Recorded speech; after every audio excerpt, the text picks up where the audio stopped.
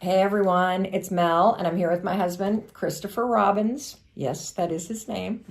Doesn't he kind of look like the grown up version of Winnie the Pooh's Christopher Robbins? Curly blonde hair. Anyway, I digress, as I normally do. I got an incredible question from JT Photo Film about a video that I posted yesterday that was me documenting a moment of anxiety and what I was doing to calm myself down.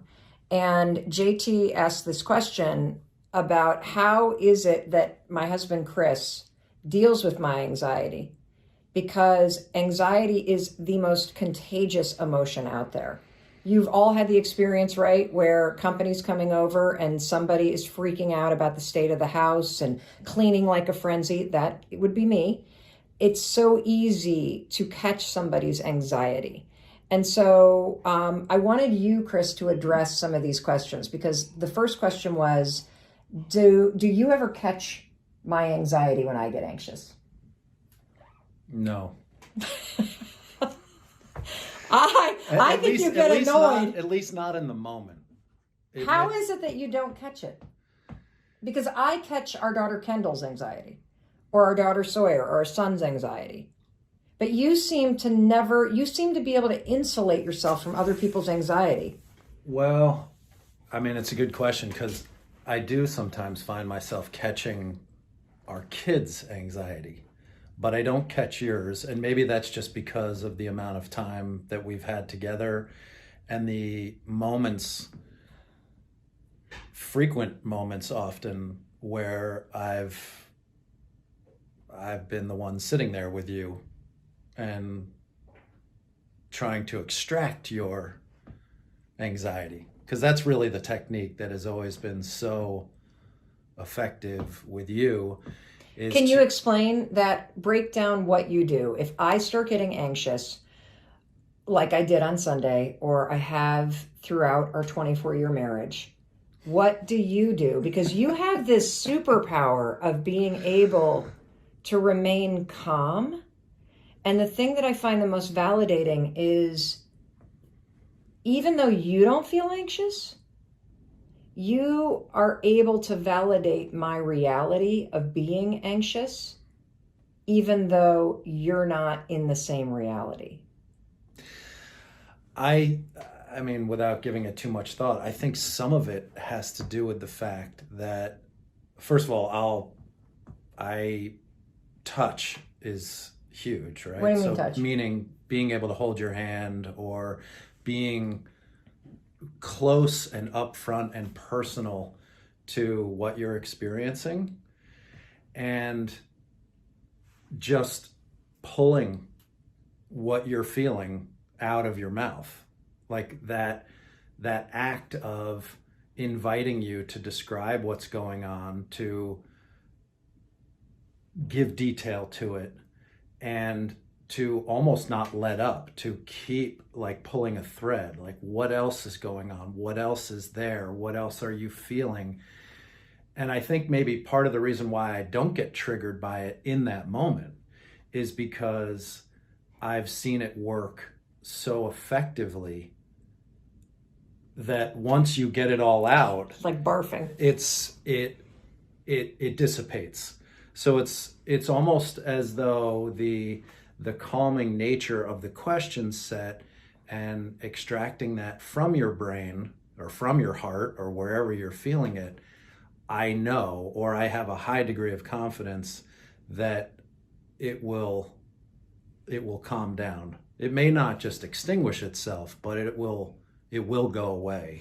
So can we break this down for people? Because I'm not very good at that. I didn't watch your video the other day, so I wondered what you did to actually calm yourself. I journaled, I talked to you. I then texted my 3 closest friends, Mindy and Lisa and Gretchen. And then I went for a really long walk, which stimulates your parasympathetic nervous system and calms you down. But so technique number 1 is to give somebody a hug or hold their hand, center them with physical touch. Yeah. Okay. Sit up close in front of them. Make sure that you have the as much eye contact as you can have physically with that person. Okay. I'm realizing that you do this consciously. It's Sneaky guy. It's been a few years. And then the second thing you do is give people the questions that you might start asking the person in your life that's feeling anxious. Well, I would start with, tell me about your anxiety right now. What are you feeling? What's happening? Not only physically in your body, but of course emotionally. I mean, those are the two main pillars. And then you keep going, and anything else. And he does that over until I'm literally like the tank is completely empty. You know what else I've noticed, and I think this is a really important thing, is that you don't respond to what comes out of my mouth. No answers. You cannot provide any direction or guidance or go for the solve. Why? Because there is no solve, particularly when you're in the acute moment. Nothing is going to resolve that right there and then, even if you have the most best, idea ever, which is super tough for guys in particular, I think, because we're so programmed to go for the solve rather than just be with it. Here's what I just realized at the biggest possible level about why what you do with me when I feel anxious is so genius. Well, anxiety is all about uncertainty, and typically it's about what you're afraid of in the future that's coming that you can't control. And by getting close to somebody physically, even if it's over a video call and you lean in, but you always sit very close to me, or you give me a huge hug when I'm feeling anxious, or you hold my hand, you're grounding me with physical touch back in this moment. And then the questions of extracting it get me to a point where I'm empty and no longer spinning, and I'm right back in this moment when I have nothing left to say. And because you don't either try to discount or solve or invalidate anything that comes out of my mouth, you just get it out, I'm able to get it all out. Because the second you would say, well, you don't have to worry about that, or this, that, and the other, somebody that's having anxiety will start to argue back, which then takes you back into the future fear. Yeah, then you're jumping into a conversation, which is the last thing that the person who's suffering the anxiety wants to be having. Since you've done this with me 100 times, and we have kids that have some anxiety, what is it that you've observed when you get somebody back to zero and in the moment? What do you observe in the person?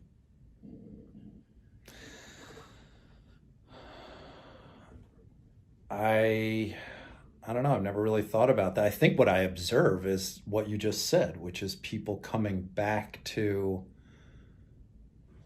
right now, and how that is in and of itself is such a powerful grounding mechanism because you're when you're right here, you're out of your head. You're not thinking about yesterday or tomorrow or wherever the source of that anxiety may be coming from.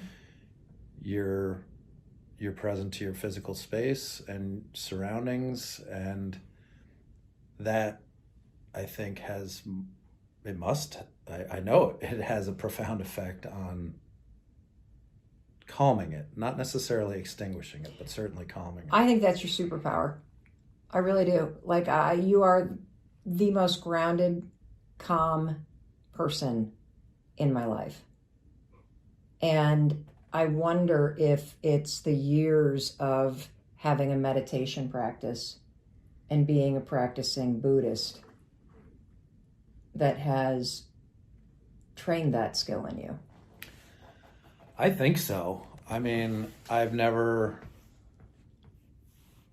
sat down to think about where it comes from necessarily, but yes, in Buddhist tradition or practices, completely just being in observance and the act of deep listening, not just, opening your ears, but really listening for what is being said is totally, that's right up a Buddhist alley for sure. Wow. Now I know why our kids like you more. I'm more fun, but you're the one that grounds us all. Well, I hope that helps. If you have any more questions for Chris, just go to his Instagram account and ask him in the comments. Since clearly you're not even watching what I post if you didn't see the video I put up yesterday. Okay, we're not going to talk about that, everybody.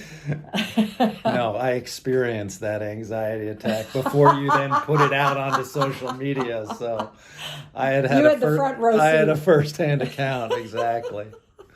Good question, JT. Take it back to Deb. Mwah. Bye, everybody. Hey, it's Mel. Thank you so much for watching this video. If you haven't already subscribed, please, please, please subscribe to my YouTube channel. And if you like this video, I have a suspicion you're going to like these two next.